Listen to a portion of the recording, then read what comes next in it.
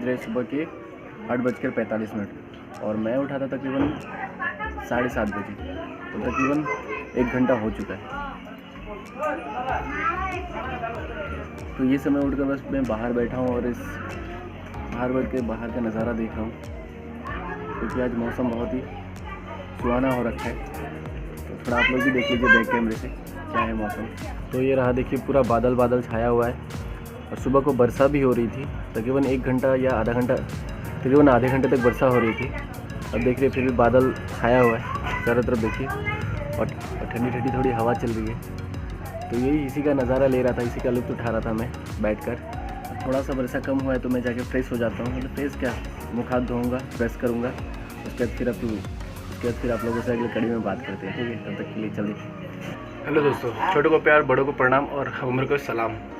तो आज ये जो फेस देख रहे हो आप लोग, ये दाढ़ी बड़ी बड़ी है, आज मैं इसे कटवाऊँगा क्योंकि बहुत दिन हो गया और रेडिस तो होगा नहीं, ऐसा गंदा रखने से सही नहीं लगता है और मैं बियर्ड ज़्यादा मेंटेन नहीं कर पाता हूँ, इसी वजह से इसको कटवाना पड़ रहा है। अगर मेंटेन कर सकता है तो अलग बात होती। क्या खाया? खा ले। अरे मेरे को मत छू, बोल क्या खाया, बोल क्या खाया, बोल। वो तो बड़ू भैया भी उतरे, वो तो बड़ू भैया है, क्या खाया, बोल क्या क्या खाया, क्या खाया है? बोलता नहीं, खाली। तो दोस्तों लुक में देख सकते हो, मैंने थोड़ा अपना वेट जो बढ़ा रखा था इसे कटा लिया। ज़रूरी था यार, इतना ज़्यादा कुछ पसंद नहीं आ रहा था मुझे। मैं सोचा था थोड़ा दिन बाद कटवाऊँ, ये माहौल सही नहीं है, बट कटवाना पड़ गया अल्टीमेटली, तो कटवा लिया, मन गया कटवाने के लिए। तो बताइएगा ज़रूर अभी और उसमें कैसा अंतर आ रहा है। क्या क्या सुबह ठीक से धुलाई खाया। कौन मारा सुबह? कितना चिल्ला था। हाँ टिम्पू, कौन मारा तुमको? कौन मारा टिम्पू? कौन मारा, बोलना। नारी बुआ क्यों मारा? नारी बुआ क्यों मारा? यार एक जुगाड़ निकालना पड़ेगा। जो ये आप लोग ट्राइपॉड देख रहे हो, इस ट्राइपॉड पे मैंने अपने मोबाइल लगा रखा है। तो ये जो मुझे डर लगता है कभी कभी, मैं जब व्लॉग बनाते रहता हूँ, क्योंकि ये हिलते रहता है, इतना अच्छा इसका ग्रिप नहीं है। सोचा हूँ कि इसको थोड़ा कुछ जुगाड़ करूँ और इसको थोड़ा टाइट करके रखूँ, ताकि ये जब मैं कहीं बाहर चलूँ व्लॉग बनाने के लिए या घर पे ही इधर उधर चलूँ तो हिले तो गिरे ना। कभी कभी हिलते रहता है तो गिरने का डर रहता है। इसी वजह से मैं सोचा कि इस पर कुछ जुगाड़ करता हूँ। क्या जुगाड़ करता हूँ दिखाता हूँ आप लोगों को। तो मैं जो जुगाड़ के बारे में बात कर रहा था, ये रबड़ है। तो ये वो जुगाड़ है। अभी मैं इससे इस मोबाइल को ऐसा करके बांध कर पीछे आगे से फंसाऊँगा। तो फंसाने के बाद आप लोगों को दिखाता हूँ। चलिए अभी मैं इसे फंसा लेता हूँ पहले, उसके बाद मिलते हैं। मैं तो जैसे कि जुगाड़ू मैंने कहा था, आप लोग देख सकते हो, ये रबड़ यहाँ से मैंने लगा दिया इस पर, ताकि जब मैं मूवमेंट करूँ तो ये गिरे ना। तो यही है वो जुगाड़। तो दोस्तों अभी टाइम हो रहा है 3:15 और मैं इस वक्त जाऊँगा अभी पानी लाने के लिए। घर में हम बाहर से पानी भरते हैं, सप्लाई की पानी है, बट बाहर से लाना पड़ता है। हमारे यहाँ घर पे नल नहीं है। तो अभी जाऊँगा पानी लेकर आऊँगा, उसके बाद आप लोगों से भी मिलता हूँ बात करने के लिए। जा रहा हूँ पानी लाने के लिए, थोड़ी ही दूर पे है, पहुँचने वाला हूँ। मेरे घर की तरफ से आता हूँ मैं, अपने घर के रास्ते। तो अभी पहुँच ही जाऊँगा और यहाँ से उठा के सीधा घर पे मिलते हैं फिर। ये रहा, ये 2 बाल्टी उठाना है मुझे। तो चलिए लेते हैं और चलते हैं घर की ओर।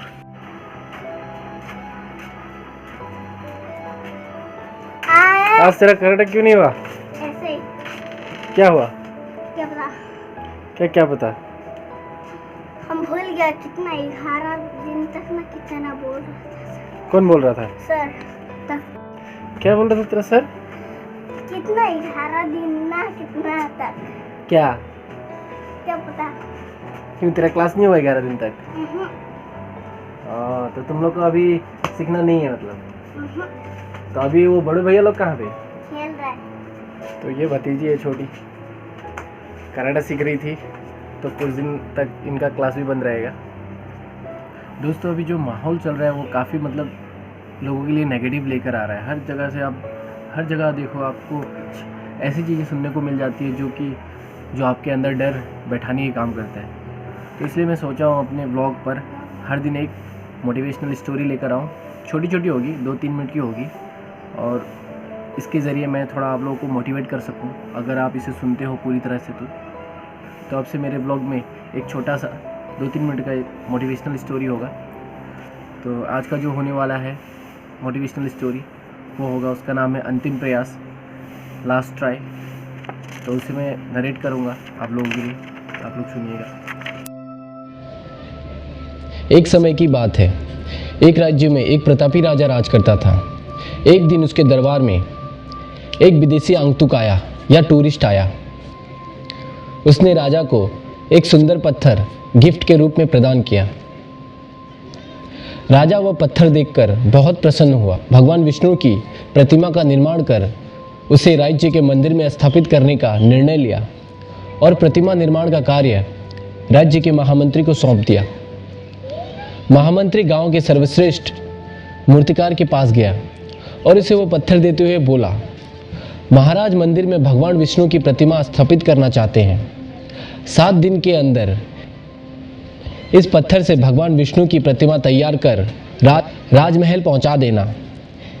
इसके लिए तुम्हें 50 स्वर्ण मुद्राएं दी जाएंगी। 50 स्वर्ण मुद्राओं की बात सुनकर मूर्तिकार खुश हो गया और महामंत्री के जाने के उपरांत प्रतिमा का निर्माण कार्य प्रारंभ करने के उद्देश्य से अपने औजार निकाल लिए। अपने औजारों में से उसने एक हथौड़ा लिया और पत्थर तोड़ने के लिए उस पत्थर पर हथौड़े से वार करने लगा, किंतु पत्थर जस का तस रहा। मूर्तिकार ने हथौड़े के कई बार पत्थर पे किए, किंतु पत्थर नहीं टूटा। 50 बार प्रयास करने के उपरांत मूर्तिकार ने अंतिम बार प्रयास करने के उद्देश्य से हथौड़ा उठाया, किंतु यह सोचकर रुक गया कि जब मैंने इतनी बार प्रयास किया तो ये पत्थर नहीं टूटा, तो अब क्या टूटेगा। मैंने लगभग इसमें 50 बार वार किए, तब भी ये पत्थर नहीं टूटा, तो ये नहीं टूटेगा। ये सोचकर उसने अपना हथौड़ा उस पत्थर पे मारने से रोक लिया और वो पत्थर लेकर वापस महामंत्री के पास गया और वो पत्थर देकर कह आया कि इस पत्थर को तोड़ना नामुमकिन है और इससे मूर्ति नहीं बनाई जा सकती। महामंत्री को राजा का आदेश हर स्थिति में पूर्ण करना था, इसलिए उसने भगवान विष्णु की प्रतिमा निर्मित करने का कार्य गांव के एक साधारण से मूर्तिकार को सौंप दिया। पत्थर लेकर मूर्तिकार ने महामंत्री के सामने ही उस पत्थर पे हथौड़े से प्रहार किया और वो पत्थर एक बार में ही टूट गया। पत्थर टूटने के बाद मूर्तिकार प्रतिमा बनाने में जुट गया।